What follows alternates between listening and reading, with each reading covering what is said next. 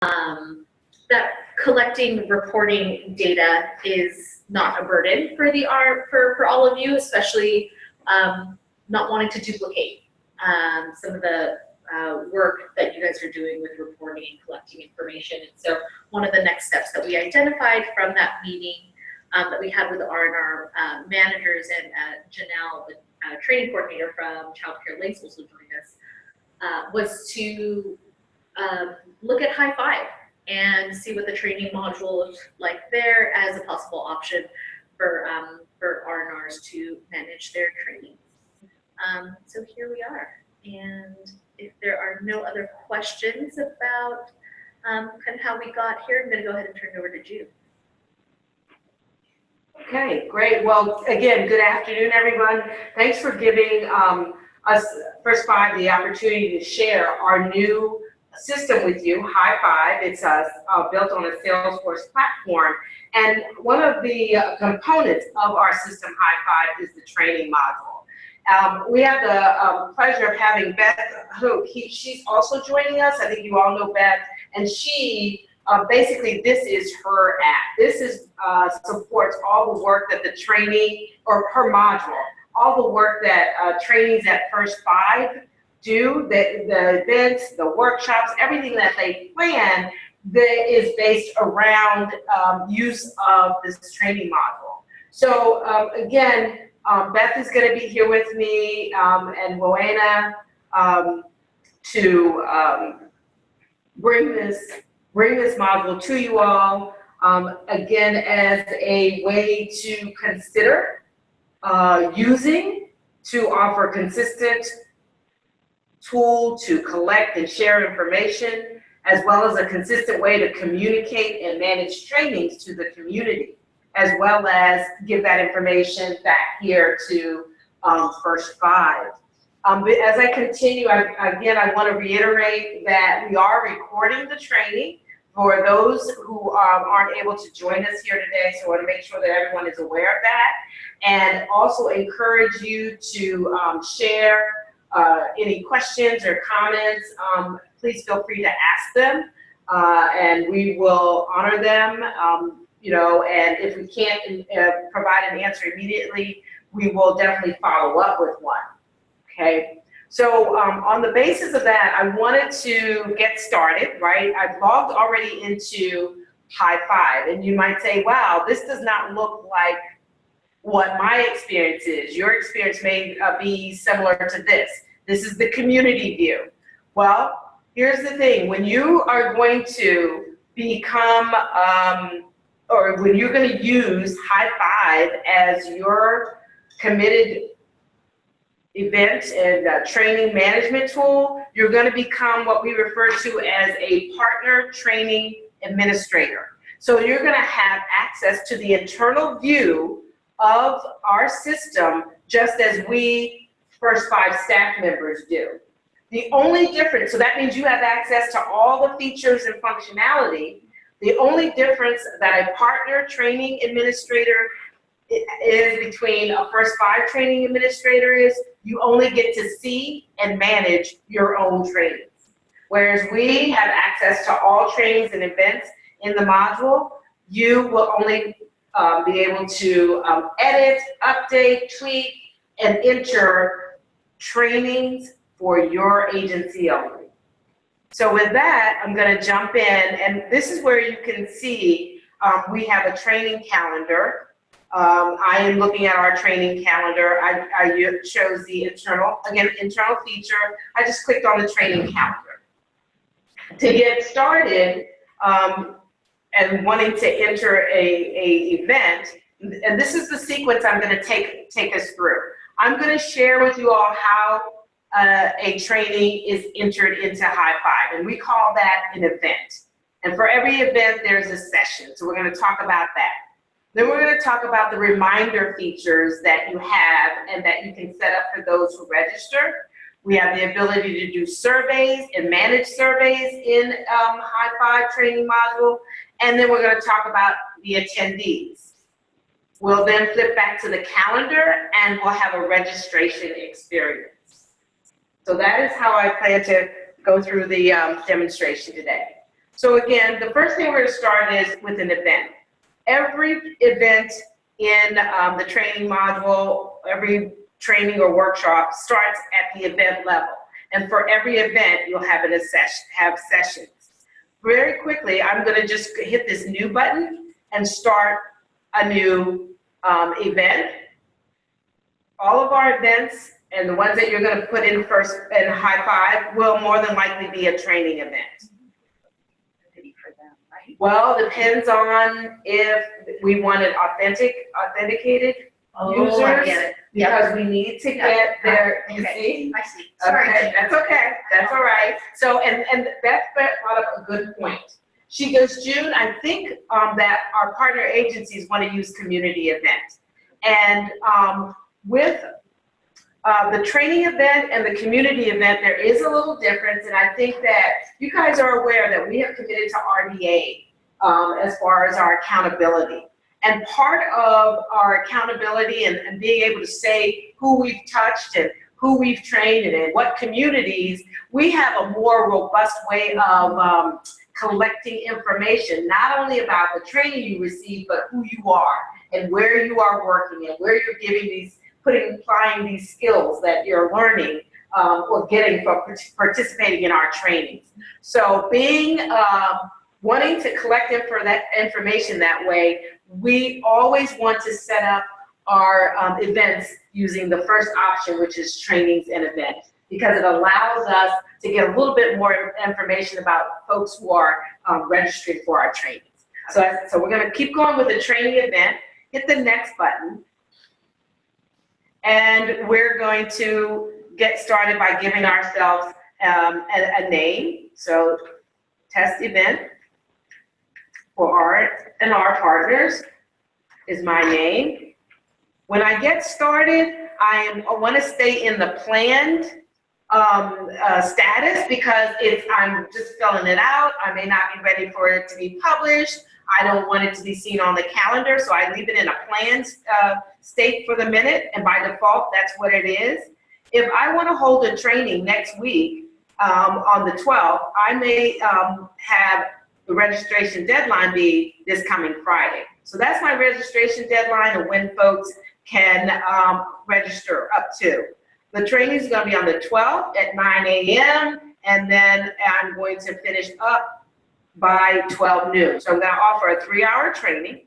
I can identify when I want reminders set out. I can change this to whatever I want, 5 days before the training, 1 day before the training. If you don't want any reminders, you can just put in nothing, 0. There doesn't have to be any reminders. Also, don't have to worry about this. This is just the standard time or the time zones that we're on. With every, notice that there are asterisks beside certain fields, and I was getting ready to scroll down the page without completing an asterisk field of like, what program do you want to do this under? And we could do quality counts, early care.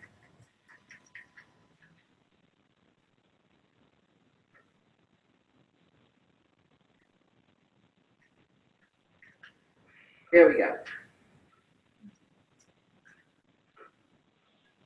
Does that need to be pre-populated? It does now.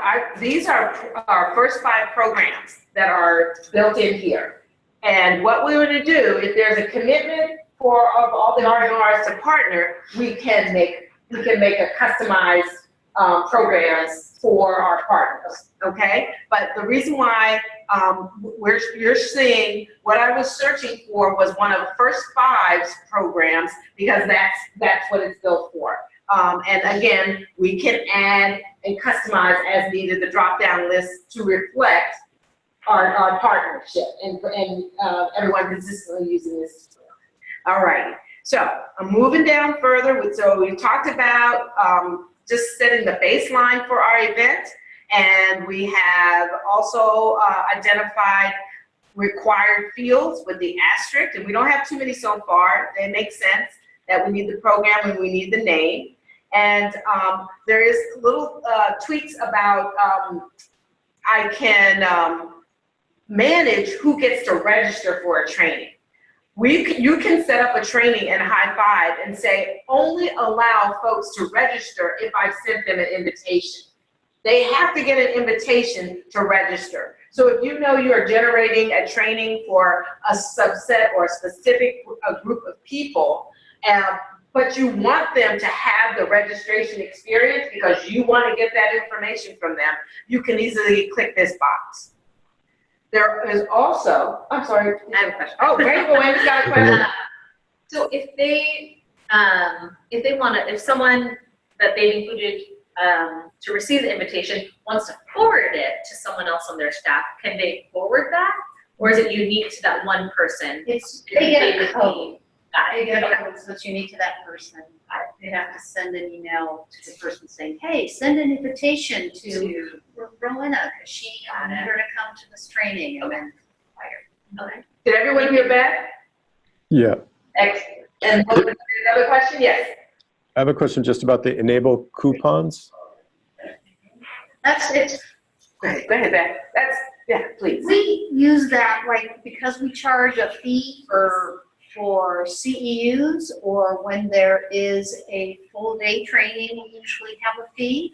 Mhm. And there are some organizations that we have kind of MOUs with where we bill them. They have a lot of staff, and the bureaucracy to get a $25 payment is silly. So we have created a system where we bill them once every 6 months. That's public health. So then we put enable coupons, and we have a special code we give them when it comes time to pay for CEUs or for the full day training. Yeah, well, we provide health and safety CPR trainings, and we also have a number of coupons that we use. Is there? And do you charge a fee for that training? Yeah, we charge a fee unless Yeah. you have access to a coupon. If you're a Berkeley provider, say they get a certain. Well, if you charge any kind of fee, you can use that enable coupons. Yeah. And then probably talk to John about getting the particular coupon. Yeah, well, we'll have to talk, yes, either tone now, yes. Yes. So, Jethro, and we'll have to take the pulse and see who else might need that out of the group, and we'll get you set up, because I think you have to have your own identical, you have your own individual one per agency, so that that can be set up. So we're making a note. Rowena's making a parking lot, and we can definitely follow up on, what the details around engaging folks here to support your need to charge for trainings. Okay? So then I'm going to move on a little further. If there are no more questions around coupons and by invitation only. Okay. So with that, I was sharing that we could also use within HIGH5 surveys to do pre, post, and a third additional survey that you might want to send to those who are registered and attend your trainings. What we have done is we have partnered with a tool, Get Feedback. And once you log in to Get Feedback and create, for example, we've got surveys. I'm going to go up here and look at my dashboard here, and you'll see I started a summertime cooking for preschoolers survey. So just by engaging that, opening that survey, creating it, and then going to the distribution option, I can create or get a link. Copying this link, going back over to my event, I can put that pre-survey URL right in here, and when it's time, I can send a link out to all of those who have registered for the training to maybe get an understanding of where my group is before I begin presenting the training. What are their interests? Why are they training it? What are their goals and objectives for coming to the training? And allow that trainer or presenter to be able to customize that training or workshop to meet the expectations of the attendees. And notice I also have the ability to send out a post survey to see, hey, did I meet their expectations? What did they, did I meet their goals? What more could I have done? So there's a post-survey follow-up. And then we also had a need for an additional place to send more surveys. I think sometimes there's a 3-month, like, hey, have you been able to use this training? If so, how? Did it work out for you? Did you get all that you needed? So there's many ways to stay connected with your registrants and your attendees to see if, you know, what you were offering hit the mark or how it can be improved, or if you know, hey, it was 100% spot on. So we have the ability to manage surveys and get that information. Now that information will come back into get feedback, and then we can move it out to you and share the results with you. And that can be organized and managed within First Five, because of the nature of how our survey accounts are set up. We want to honor and respect everybody's agency and confidentiality. So an internal staff, probably on the technology team, would be able to help you manage, get your surveys built, and get the data back to you so that you could see it. Any questions about surveys? All right, I'm gonna move on to the calendar setup. This is how can I manage my calendar? First of all, or how it displays on the calendar and who can do what. Again, I'm gonna pop up to the top and again to tell you that nothing will show up on the calendar unless you've moved your event from planned to published. And then that starts, again, planned has to go to published. Now, once you've done that, then you can come down here and we have the calendar setup where you're gonna say included on the calendar. You're going to talk about what kind of user can see it and any requirements that you might have before someone registers. Now, to get something, we have on our calendar different types of events. We have provider events, we have community events, we have commission meetings. So when you're putting your, when you are putting your training in, you probably want to identify it as a provider training. That would be the most appropriate. And then if we feel like we need to customize it a little bit more, we can do so and therefore impact how it shows up on the calendar with a key as well. When we say the calendar, does that mean what calendar you're referring to? Excellent. All righty. So I'm gonna pop out. I'm gonna pop out of here. I can just start over. I'm referring to the training calendar, which First you can Fives. see in HIGH5, and it's First Fives training calendar, which is accessible. You can do it even if you don't have a login. You can always go to HIGH5 community, and you can always access the training calendar. You don't even have to log in. I wasn't even logged in, but I can see our training calendar. So if you have partners in the community, folks who follow you in all of your trainings, they can easily come over to HIGH5 and look at the training calendar. And these are the different events or topics, I'm sorry, the classifications, parent trainings, provider trainings, what have you. And again, access to this calendar does not require logging in. And another place where you can access the First Five training calendar is on our website. That's another place. So now where I was, I'm going to go to an existing, I have a event already created, summertime training for preschoolers, and I'm just going to pop right in there and put that in edit mode so I can get back and share with you some, and continue to share some additional information.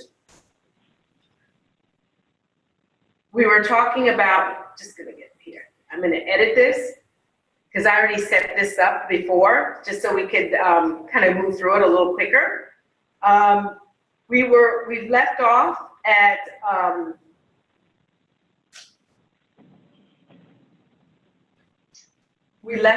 calendar setup. And so I said, please include this training on the calendar. The event here is named. I identified the topic as provider training. Now let's take a moment and talk about users who can actually log in and register for the training. If you authenticated community users can view, this is saying that if you have an account and with set up in HIGH5, like you've gone and said create an account, no matter what, you can see this when you go to the calendar. Authenticated community users can view this training. Public can view means anybody, whether you're an authenticated user, you're first time visiting our calendar, your first class, anybody can just go there and see this event on our training calendar. Now, this last feature is pretty important in that it will require you to have an account. It will require you to have an account before you can register. Meaning, we have asked you to go in, create an account, give us a little profile about yourself, meaning tell us where you work, tell us who you serve, what kind of, do you serve children, do you serve adults, do you a mixture of children and adults, and where do you work, and what address, and what zip code. So that's that authenticated user. We need to know who you are, and like I said before in the opening, we'll want to know this so that we can tell where our impact is, where we're making change. And that has been that is one of the, I guess, most significant changes about this new system and why we're doing this. We've given a lot of thought, and we know that sometimes you might even get a little pushback from the community that you're used to training. They're like, why do I have to give you all of this information? But again, it just tells, that your time, it's a way of telling that your time, the talents, the resources that you put toward your trainings are making an impact, and it's being able to tell them where and with who. So that's the whole thing about this authentication to register. You'll see that word throughout the system, and that's what it means. It means we've asked you for a little bit more data. Can I ask you, is that required when we set up the trainings? So that would be when let's talk about that for a minute. Mm-hmm. As far as with regard to reporting for Sujata, for you all, I think Jethro, how it ties, and I wish she was here for this. So we're gonna parking lot it to get Sujata's feedback on this. But I can tell you that the data that you put in to HIGH5, your trainings, it fulfills some of our RBA performance measures. So if they're in here and those performance measures ask, when did you train, how many trainings, who did you train, authentication is really important. Does that make sense? Yeah, no, I understand why. That's not any information that we've required so far when people are signing up on our website for training. So any major change like that, I just need to understand. Absolutely, absolutely. And go ahead, Beth, please do. Another thing that why we're doing this, why we're asking these more demographic questions are, who's in the room at training at First Five in the conference room, and who are we missing? Who are the people that we want to be reaching? Are we reaching people in certain areas of the field and certain people who are not? We don't have any occupational therapists attending. Okay, let's figure out what's going on with that, or we don't, and there's actually a question about people's birthday, which is optional, but there is like an age range, and we want to know that too in terms of what's happening with the workforce. Workforce development, gosh, let's make sure we're going out to middle schools and talking about early care and education, or talking about different kinds of job opportunities that young people can start to think about as they're moving into their career. So it's all about wanting to know who's attending, who are we reaching, and who are we missing, and what do we need to think about as we move forward in our workforce development. I don't know if that helps at all. Mm-hmm. And if we definitely can document this Jethro's as a way that, and then you could, you know, tweak it or what, you know, but we do have talking points like that what, 3 to 5 minute elevator conversation. We can definitely document that for you and then let you customize it to where you're comfortable sharing it and then how you want to share it with your partners. Because we get it, like Beth said, I mean, we've been doing training for a number, how many years and years, and then all of a sudden, it seems like we're getting a little bit intrusive. And why, you know? And so definitely understand that, that it's going to be a difference, and we should all be ready to talk about it. Yeah, absolutely. And would this information be also populated up to the workforce registry? Or yes. Now that's one of the reasons why we wanted to do this. Remember, because we want to prevent you from thank you. That is the whole reason why we're here. We're trying to get data moving freely through these, you know, at least 2 brand new systems out of the box. And it's like, why can't we do it? Let's do it now. We've got HIGH5, which is right off the press. We've got iPinwheel coming off the press, and we've got the workforce registry. And we've got you know, developers everywhere at our fingertips to make it happen. And this is all about supporting you all and trying to minimize the duplication. So our goal is to export this information and even, you know, match up providers who come to the trainings and update their workforce registry as, you know, as applicable. You know, and you know, make sure that we've got agreements in place and the proper mapping in place, so this information comes out of one system and goes into the other. okay. Okay? Mm-hmm. All right. Okay, so I'm going to keep now. There's some metrics in here already, which is telling me, and you guys, I'm going to turn off my email, but I had it on because I wanted you to see a confirmation email. That's why it's on, so please forgive that. But when you as soon as I'm going to finish this and share with you the experience that someone gets after they've registered and they get an email. So anyhow, right here, I'm still working on this whole concept of creating an event, and then soon I'm going to jump into a session. But I'm going to finish up where you can put a short description in this little box here. This is what comes out on the calendar when you hover over it. The short description will play.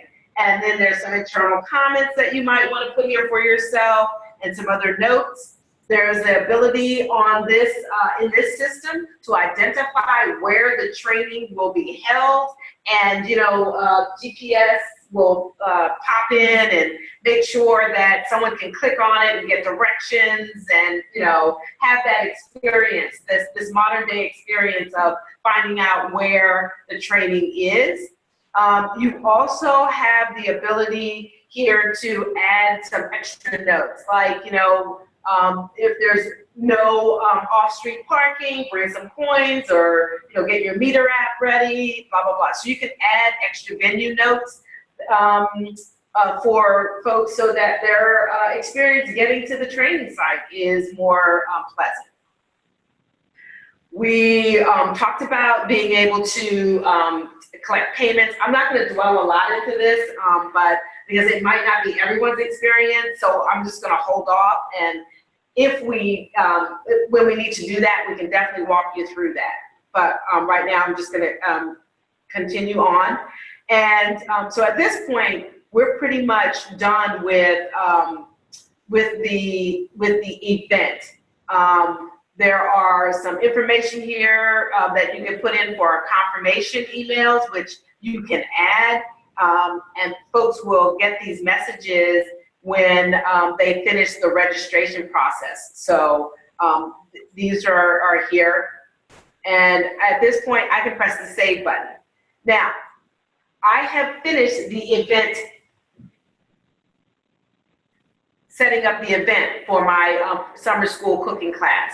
I need to now go over and create, for every event, we're going to create a session. I have a session already created. I'm waiting for my system to finish up. So I've got a session already created, and it matches and mirrors the same name as my event. So for every event, again, there's a session. And what this does, why do you say, do we have event sessions? I think the most important reason for sessions to each event is you might have multiple classes that are umbrellaed under an event. So if you're doing that, you might want to make sure that you break it out, because people can have the luxury of picking and choosing which sessions they want to go to, or you can set it up that you have to attend each session consecutively to get to the next one. So this is where the session component comes in, especially if you're going to have maybe an all-day event and you have allowing folks to register for different trainings. So our build out in HIGH5 is, no matter what, for every event you have to have a session, even if it's just one. And this is the example that I'm using today. So my session name is the same as my event name because it is only one event. I'm saying it's active. I've given an idea here of filling out, it's a training, I need a classroom setup. I can manage, now you can manage the number of people that you want to register for your class. You can usually do that at the event level if it's just one session. And right now it's telling me, June, you have 3 confirmed attendees. I'm going to go into edit mode so we can see the rest of these fields in case we want to change or click on something. It's telling me, again, I have 3 confirmed attendees. I'm going to continue moving on down. I'm again confirming the start date and the time, start and end time for the event. Surveys, again, why do I have this information here and I had it at the event level? It's there again because, like I said, you might have various sessions for each event and you might want to send out a different survey for those different sessions. So this allows you to have that experience. Then if you're offering CEUs for specific sessions, you can identify who they're available for just by double clicking on them, moving them over.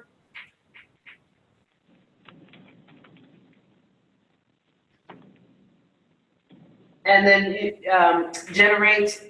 you can also generate certificates. If you want some text on the certificate, then the system will generate certificates after you've completed the class. And then we're just about done. So saving this information, you have your training all set up. Now let's take a look at the calendar.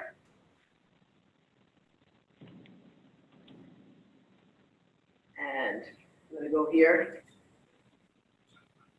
to our calendar. It's my training. Summertime cooking for preschoolers, and I can click here to register. So what I put in there, I've said, hey, the training is on August 9th from 9 to 12. It's at the City of San Leandro Public Library. Little message there about free parking. And now I'm ready to go. I want to register. So to register for this,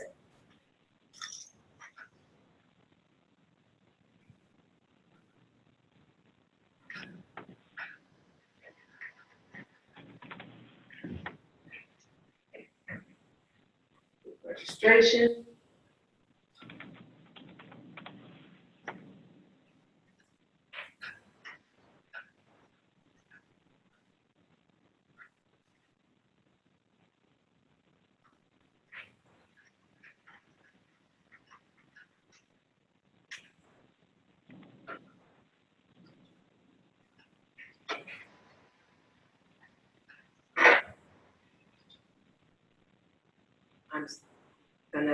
My session that I'm attending is the one session.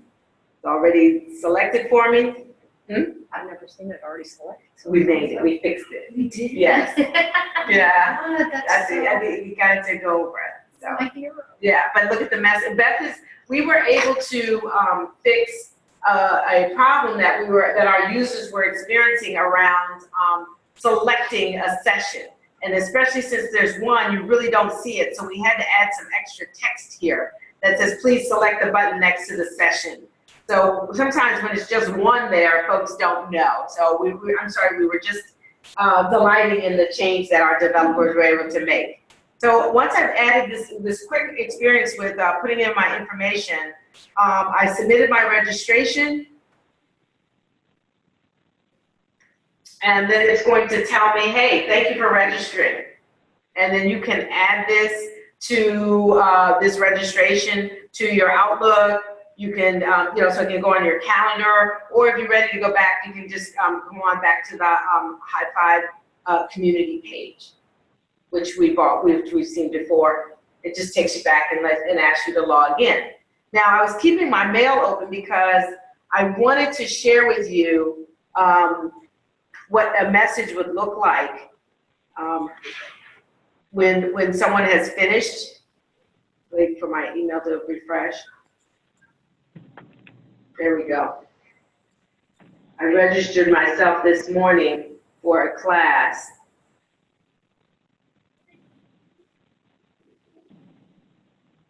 The sandbox one? Mm-hmm. Sandbox, you don't see it, it's not folded. Right There we go.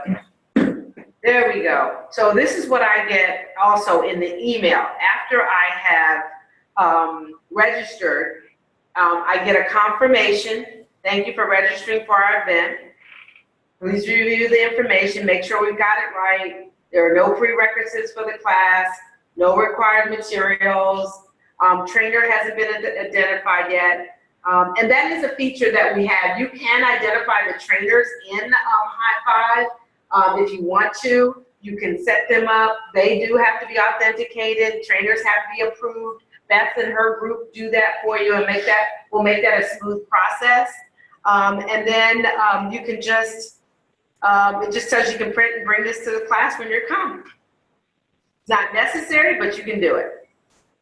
Okay.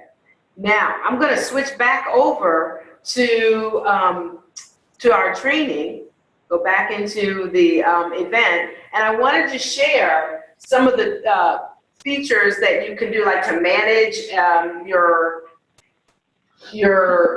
event, such as do session attendance. You notice that you have buttons here that you can not only prior to event or after, you can email attendees. It's smart enough to ask you, well, which ones do you want to do? The attendees or the registered? Who do you want to email? It'll walk you through that process. You also can select specific emails, attendees to get emails. So I can go through and pick who needs to be followed up on individually, as opposed to going to the whole list. So it's going to walk you through and tell you how to do that. You also can send your surveys. We talked about using Get Feedback. It's same feature, same experience. Do you want to send it to the registered folks or the attended individuals? And it'll ask you, get that URL out. Survey results. We have the ability to view survey results. You can do that as well, and you can export them. Once your survey results populate a canned report, you can export that to a CSV and manipulate it or do whatever you want, bring it into Excel. You can manage your session attendees. I have 4 registered folks now. I can, as they come in, the day of the event, I can open this up, and as they're walking in, I can just click them on. Or I can do them by paper and then come in maybe later on in the afternoon. Maybe you're out somewhere, don't have access to Wi-Fi, don't have a computer. You can do it by paper and just easily identify these individuals as having attended the training. Beth, you want to talk about something? Yeah. No. Oh, okay. That's okay. So this is another way that the system will help you if you want to do real-time processing, because maybe you have the bandwidth and the folks there to support your training, where you can do this and not have to go from paper to computer and back and forth again. Let's see. If you need to cancel a session, cancel a training, that can happen. There's a button there, and it will communicate that what it is you want to do. I need to confirm or cancel. Maybe something happened to the instructor, or we have low enrollment, what have you. This system will take care of it for you. And so this is, okay, so again, we've talked about survey responses, a lot of the other reports, a lot of these things are more for administrators, but we just have them sitting here. But I think I've gone over the major points of using our system at this time. There is so much more that we're doing, but as you know, we are 2-3 months into rolling it out, and we're basically staying with the basics, getting the data, getting the event in, getting it out to the community so that they know it's there. We've been focused on getting folks over that authentication piece, since it's new, and allowing us to manage surveys and manage attendance and things of that nature, which is key in front of us right now as far as being able to switch to our new evaluation process. So, were there any questions or any dialogue that we can entertain around HIGH5 training module? I had a couple of questions. The first, just the difference between the sessions and the event. If there is just one event that still requires manual creating the session for that event, or is there a sort of a copy function? Okay, so the copy function is, no, what you have when you do the event, you're going to create the session, and you're right, Jeff, so there is some information that you do have to enter again. The copy button does not, that is not how it works. That's like if you want to copy another, it's like a whole different. Okay, yeah, I've just worked with Salesforce before and creating programs, and right. There was a copy, so that you didn't have to do it again if the information was the same. Got it. And the other question was around the surveys. You mentioned something about building the surveys. Is that survey service available to us, or would we put our own hyperlink, if we're using SurveyMonkey or whatever? Right. I'm going to share with you the SurveyMonkey. So this is our tool. Get Feedback. Get Feedback is our tool. So we have a number, and what I was sharing with you is we have an account for our community partners. So anybody who says, hey, we want to use, and let me be frank, some of our partners, especially our grantees, are required to administer surveys, and this is First 5 standardized tool. There's all kind of survey tools out there, but this one, Get Feedback, was identified to work well with Salesforce. So the process is that you create your survey, Mm-hmm. you give it to us, we will create it in Get Feedback. We only have one community account. And just here's where we sat back and thought about it. And for the moment, this is the best way and the most cost-effective way is to have one account to manage for our partnering agencies. And yes, that means we're committing to creating those surveys for you in Get Feedback, making sure you have the right links to put into your trainings, and then you can see that information using the buttons. Because remember, you get to look at all the data around your event. So you can use that button and say survey report, and you can see all the folks who responded and their response, but it's only for your events. Am I making sense? I hope I'm answering your question too. Yep, yeah. So the survey response would be accessible to them through their account? Yeah, Or we it's would have- accessible here under the, see? It's accessible here Survey results. under survey results, I see.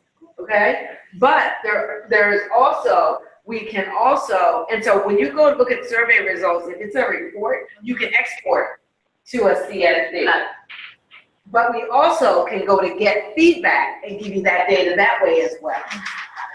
And that's yes, is that? Well, the thing I will add is that in order to have, this is pretty cool, the survey data, so say you do an evaluation at the end, in order to have that evaluation data go right into HIGH5, you do a little thing on Get Feedback where you get the link from Get Feedback with a Salesforce. It's a little bit of a different process. It's migrate. Yeah. To Yeah. migrate it over. Mhm. And then the awesome thing is that the survey data, the Get Feedback data goes right into HIGH5. Yeah. And you don't have to like take all the surveys and put them into HIGH5 and all of that. It just goes straight into HIGH5 when people answer the survey. And it keeps track of who answered. That's right. That's another thing. You don't have to say, I sent out 25 surveys and only got 10 responses. Well, you can send out a reminder and not ping those folks who've already, well, we're working on that. We're working on it so that the folks who already responded don't get a reminder. We're almost there in tweaking that because we haven't solved that riddle yet, but we're almost there. But at least you know how many, who responded and how, and the information's right there at your fingertips. You don't have to jump into another application. And so for things like our RBA performance measures, like some of those are mapped to the surveys. Mm-hmm. And so then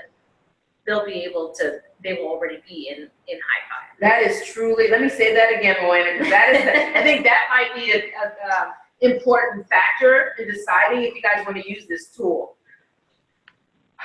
We have identified how to take your survey information and map it to your performance measures so that that work is already done for you. There's no need for you to get in and you're not adding this column from that training with another column from that training.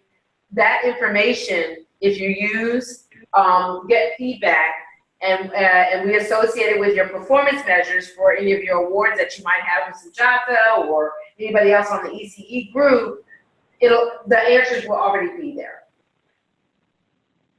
So we hope that maybe that will also be a plus for considering this opportunity where we can connect all three systems.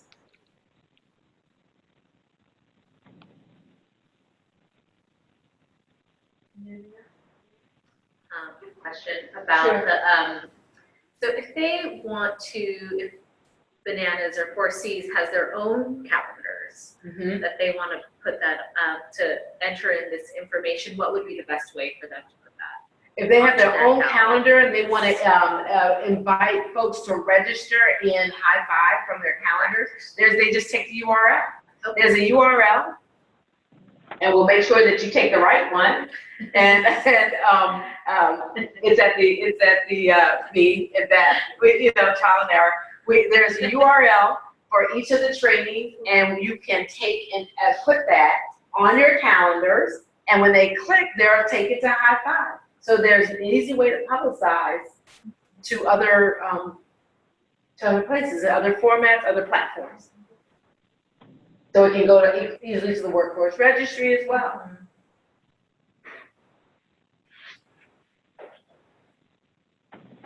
Hi, this is Vanessa over at HIGH5. I have a question. Hi, Vanessa. Hi, this looks so great. Kudos to you guys. Team effort, man. Team effort. Can you show us where, so say 20 people RSVP to the event, and I may have missed it. So if you click on something, can you see a list of everyone who has registered? Yep, it is. I'm gonna go to the section. Like a sign-in sheet from that, or? You need to go to related. And then, hold on, and here they all are. Wait a minute, remember, I've got like 6 little folks. Here they go. Says view all, so here, section assignments. Here they are. And then Vanessa, here, you know, I had 3, and then I just did a registration for you a minute ago. So it tells me I had 4 folks registered. So here they all are registered. And then, again, this is another way of marking them attended as well. Oh, that's great. If we wanted to tweak the registration questions that are asked, are we able to? Ooh. The best way to do that is probably for you to put together a pre-survey, Okay. I think. Yeah, because to change the template would be, you know, the template that you saw us use as far as setting up the event and setting up the session would be, it would be customization for the developer. And I guess we'd have to talk a little bit more about that. Are those questions just, you know, related to your organization, or is it across the board for R&Rs? And we'd have to see what you know, what that would look like. But more than likely, to be able to move faster and get going, probably have to use Beth's suggestion, which is to have a customized survey, At this point, pre-survey. I think there are things like that we will be able to use, but I think they're a little bit down the road. That the best way we're getting that information is doing pre-surveys. So we're asking people ahead of time information about their particular knowledge or skill already, so that the trainer has a better sense of who's going to be in the room to get more information. Because we ask questions like, is there a family child care provider or is there center? We've also found like texting providers has been kind of effective in, you know, decreasing our no-show rate. Yeah. Yeah, that's great. So I know. And so what you're asking, are you asking them like, can you text them or something like that? Is that what you're asking them? Well, R&Rs were hit with a huge, survey through CDE, I would say like 4 or 5 years ago. And they asked us such detailed questions that a lot of us weren't collecting at the time. And so almost in like fear of that survey, like coming back out, we ask a lot of questions like the ages they served, like I said, the family or the child care center. And you know what? Yeah. So you need to look at our demographic form to see the kinds of things that we ask. So Yeah. I can share it now. Listen, here's what we're saying. When you go in and you say, I want to create an account, because you got to be an authenticated user, Vanessa, we want you to see the questions because they're similar to what you just said. So, for example,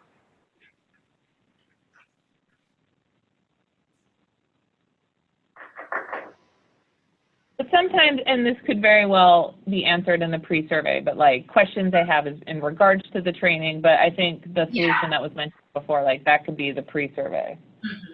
yeah. So here we go. Okay, so let me get past this page here.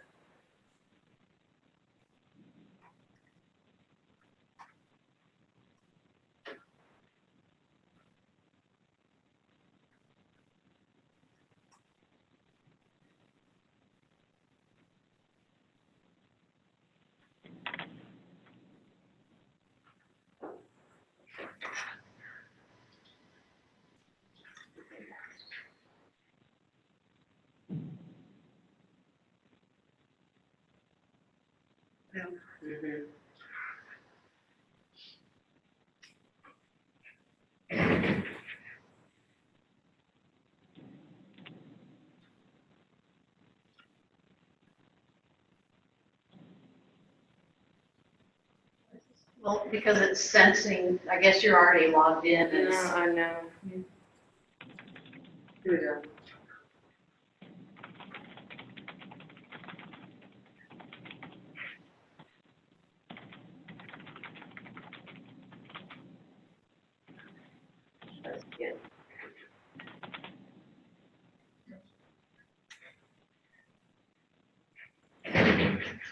It is weird, I cannot, It's not even letting you. it's not even letting me get past. So what happens if you hit continue? I'm trying, yeah. It's weird. We're just gonna go with it. I'm just gonna accept it.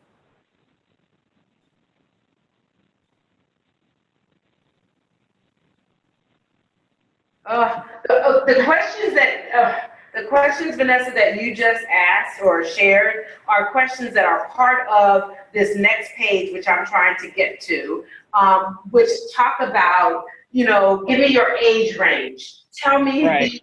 identify the people that you serve. And it'll say, women and children, or families with children a certain age.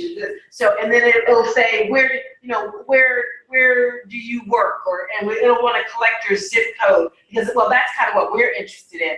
We're looking at things by zip code, so we can say, hey, we've touched providers who live in East County or South County or what have you. Because you want to talk a little bit? Yeah, I just want to say that when we were doing the demographic form, I actually thought about that, because we have been asked before, how many families are we serving? And so having a sense of each provider, how many families they serve in a year, so we know, okay, if we have this many providers, then this is this list of people, and each one of them serves this many people per year. Then if we do a report, because I have been asked that also, to try to come up with that figure. So we have a demographic form, and maybe I can just forward to June the demographic form. Right. It has all that info. June, you probably have it. Right. And then just send them the questions that are on the demographic. Okay. Oh, look, there you go.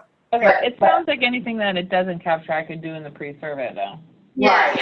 But I think we've tried to be comprehensive in that kind of, to support that vein of questioning. Okay, great, thank you. So you guys, I mean, that is all that we have to show you, because like we're saying, the system does a lot, and we haven't even, Beth and I are still working with just unleashing or unlocking all of the features that we have. We're doing it in a phased approach to ensure that we are not inconveniencing our users, our people who are attending the trainings. We don't want them to be frustrated with too much going on.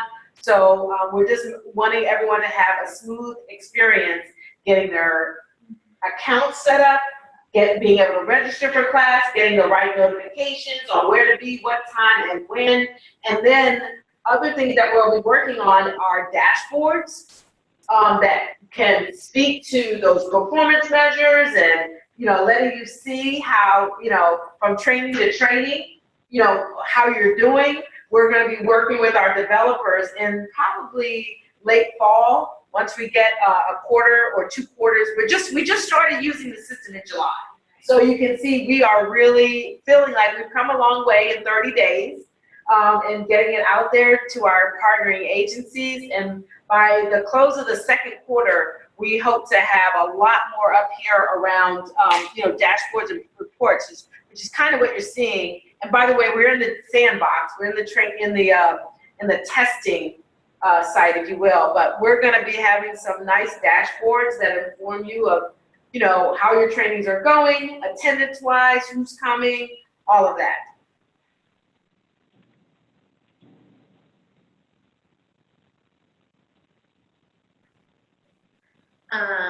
So if no one else has any questions, we can kind of wrap up. I will follow up.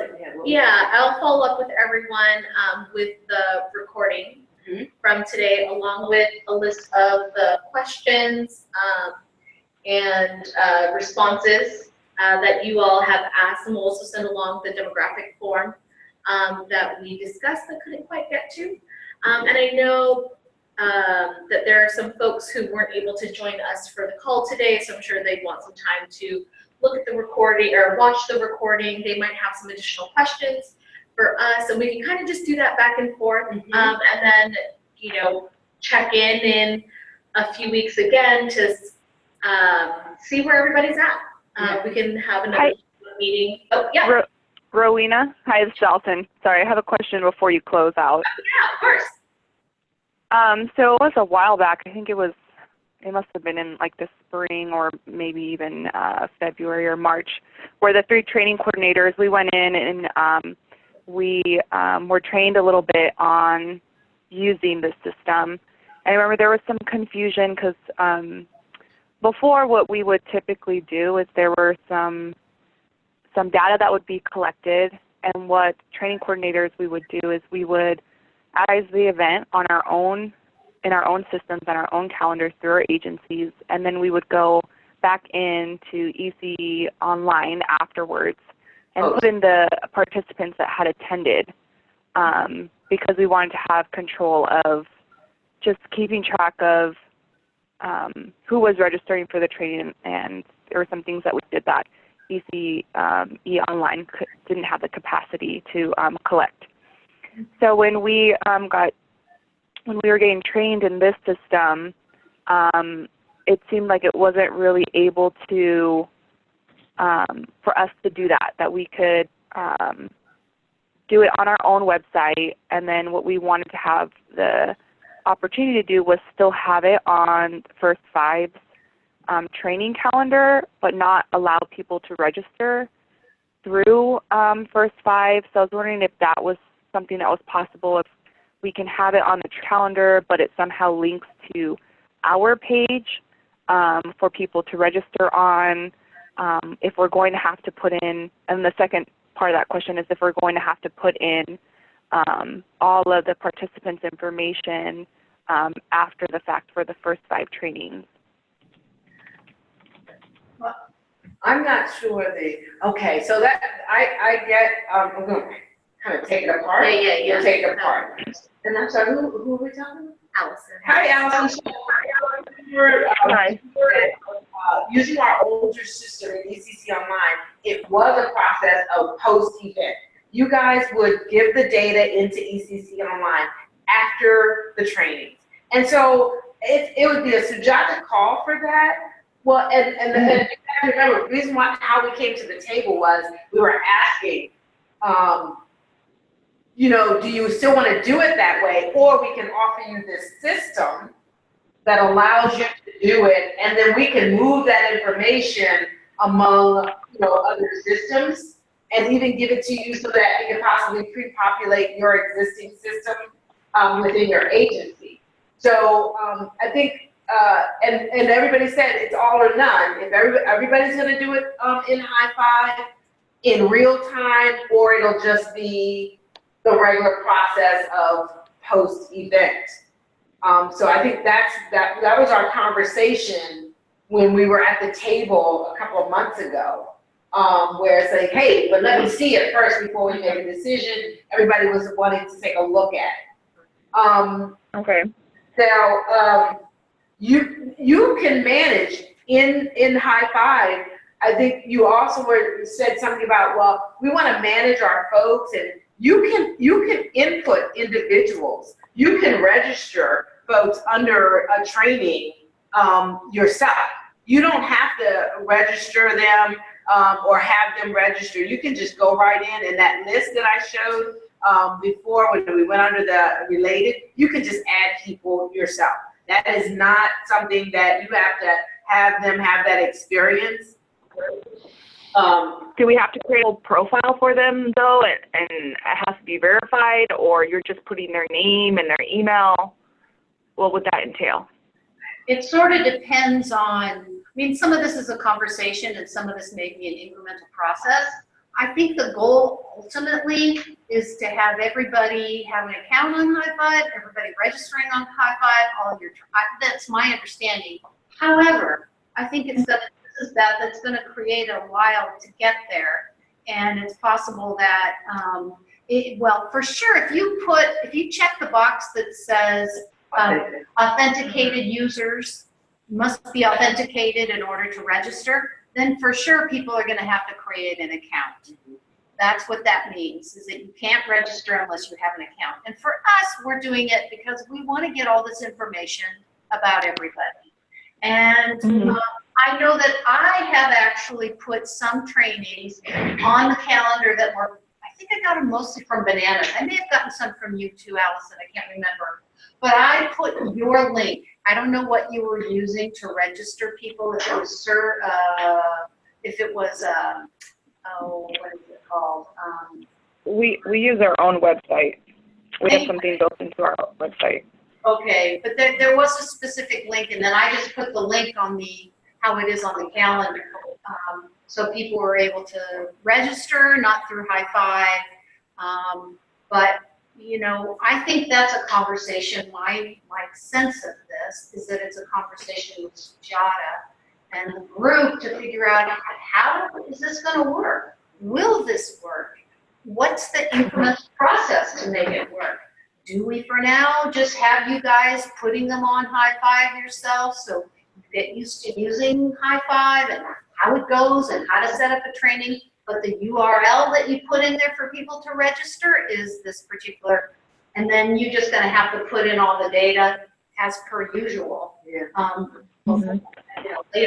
or send it. Whereas I have noticing for myself, it's a lot easier to just have the data already in there and not have to input the data ourselves by hand. So anyway. Yeah, I know that it was like two different, we had to go through two different parts of the website when we were trained on it back in, I don't know, February or something.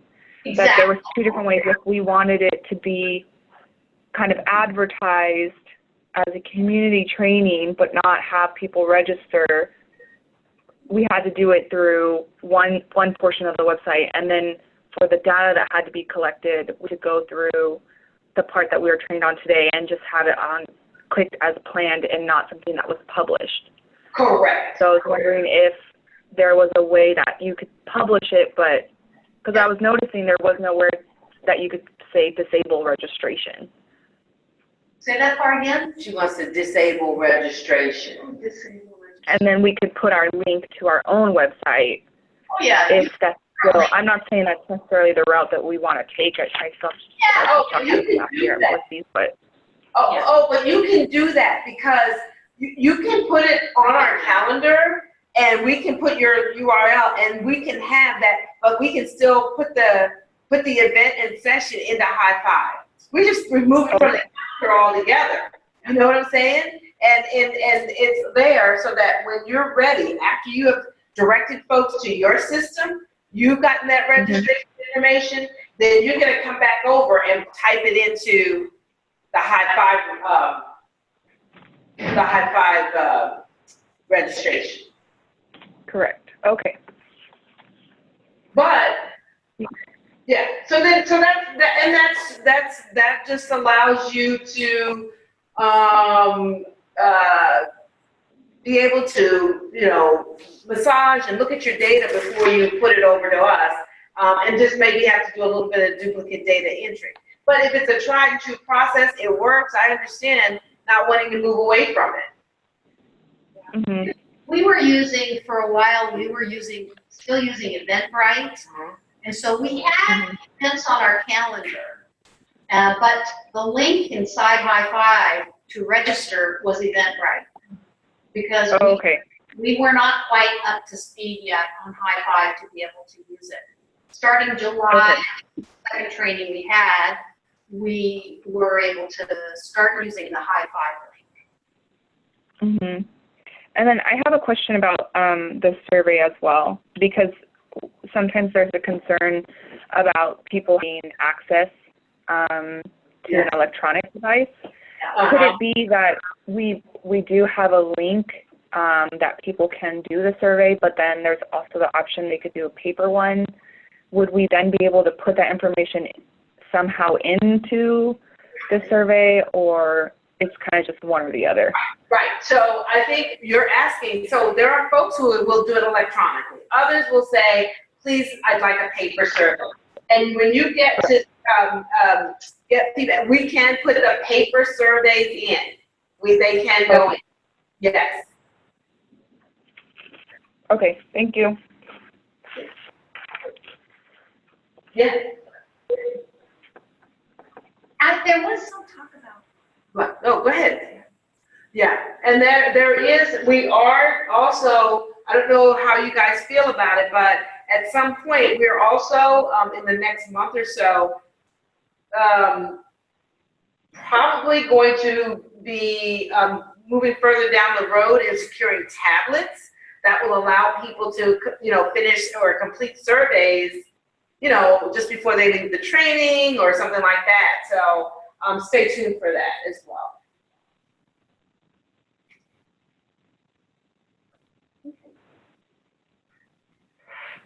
There aren't any other questions. I'm just kidding. Feel free to ask. I'm sure questions come up as you start reflecting on your own system and your own processes and how this fits or is different from what June and Beth talked about today with our HIGH5 training module. But I think we'll give folks a couple of weeks to share the recording with other training coordinators and to have conversations at your respective agencies, and I'll reach out. I'll reach out in a couple of weeks to set up a time for us to kind of debrief